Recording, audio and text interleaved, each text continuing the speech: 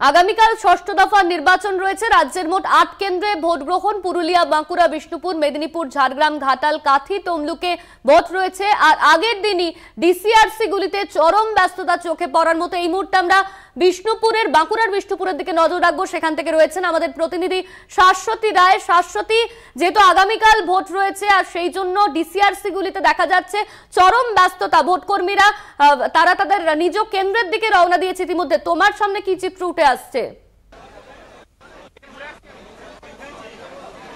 একেবারে অনন্যা, শেষ মুহূর্তের প্রস্তুতি চলছে এবং এই মুহূর্তে আমি রয়েছি বিষ্ণুপুর কেজি ইঞ্জিনিয়ারিং ইনস্টিটিউটে, যেখানে তুমি দেখতে পাবে একেবারে ব্যস্ততার ছবি এবং প্রত্যেক পোলিং যারা এজেন্ট রয়েছেন তারা কিন্তু নিজেদের টিমের সঙ্গে এসে যাবতীয় যে ইকুইপমেন্ট অর্থাৎ ভিপ্যাট থেকে শুরু করে মেশিনারি এবং যে ডকুমেন্টেশন গুলো লাগে সে সমস্ত কিছু গ্রহণ করছেন এবং করে তারা নিজেদের গন্তব্যের জন্য রওনা হবেন। এবং প্রথম যে প্রসিডিওর এখানে এসেই এই ডিসিআরসিতে এসেই সেটি হলো এই ডিসিআরসিতে পৌঁছে প্রথমে হেল্প ডেস্কে যেতে হচ্ছে এবং সেখানে তুমি দেখতে পাবে এই মুহূর্তে ভিড়, কারণ সম্পূর্ণ রেজিস্ট্রেশন প্রক্রিয়া সম্পন্ন হওয়ার পরেই তারা তাদের নিজস্ব ডকুমেন্টেশন গুলো পাবেন।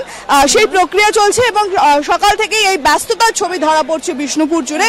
এবং সব থেকে বড় বিষয়, এই বিষ্ণুপুর যে লোকসভা কেন্দ্র তাতে প্রায় 1490টির কাছাকাছি পোলিং স্টেশন রয়েছে। 18 লক্ষর বেশি ভোটার রয়েছে এই লোকসভা কেন্দ্রে। সেক্ষেত্রে যে ছবি সকাল থেকে প্রত্যেকটি যে ডিসিআরসি রয়েছে, প্রায় 7টি ডিসিআরসি রয়েছে এই লোকসভা কেন্দ্রের অন্তর্গত।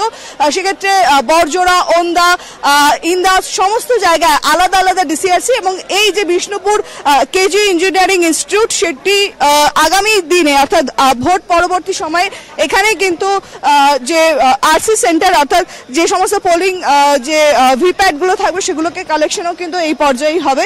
সেক্ষেত্রে চরম ব্যস্ততা এবং যে সমস্ত ভোট কর্মীরা বিভিন্ন জায়গা থেকে এসে উপস্থিত হয়েছেন তারা সকলেই কিন্তু নিজেদের যে টিম রয়েছে তার সঙ্গে একেবারে যোগাযোগ করে তারপরেই তারা নিজেদের কাজে এগোচ্ছেন। কথা বলবো, তুমি যে ছবিটা তুলে ধরলে চরম ব্যস্ততা রয়েছে ডিসিআরসি গুলিতে। ধন্যবাদ তোমায়। আমাদের সঙ্গে সরাসরি বিষ্ণুপুর থেকে ছিলেন আমাদের প্রতিনিধি শাশ্বতী রায়।